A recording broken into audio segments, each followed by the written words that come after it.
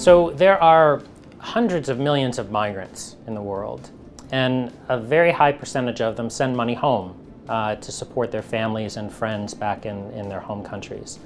That cash flow, called remittances, is often the largest source of external finance for developing countries.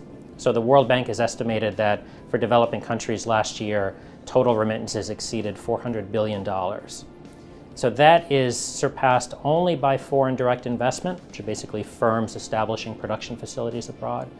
But $400 million is a lot more than bank lending, it's a lot more than bond investment, it's a lot more than other types of capital. So it's very important for me to understand what the impact of those flows are. What I've started to find is that remittances behave very differently compared to other types of flows.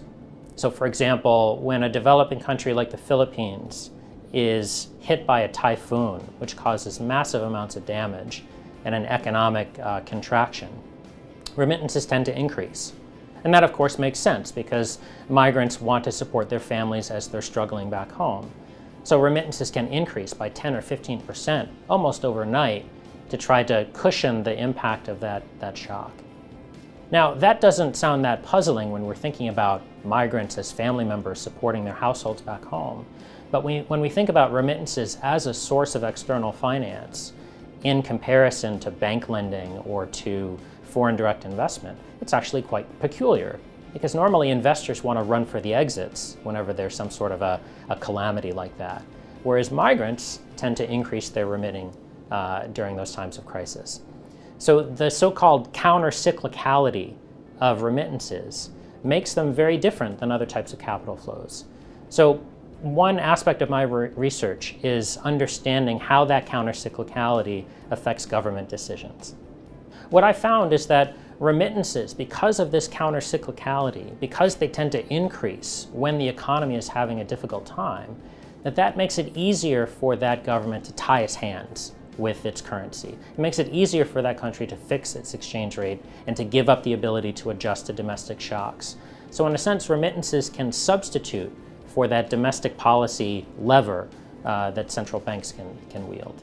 We wouldn't normally think of remittances as affecting governments' macroeconomic policy choices. So just the fact that I've found that governments do seem to be influenced by remittances is an important finding. And we certainly wouldn't think of migrants as being somehow able to wield influence on their home countries by way of their remittances. So I wouldn't necessarily advise or not advise a government to change its exchange rate policy as a result of remittances, but at least we can understand why governments are making the decisions that they are. And we can also understand, if we want to predict what a government's exchange rate is going to be in the future, we can look to see whether remittances are an important part of its economy. And if they are, we can understand that that's an important kind of counterbalancing measure in case there are shocks to that economy. And it'll make it easier for that government to sustain a fixed exchange rate going forward. So in a sense, remittances help us to predict not only what governments have done in the past, but also what they're going to do in the future in terms of managing their currencies.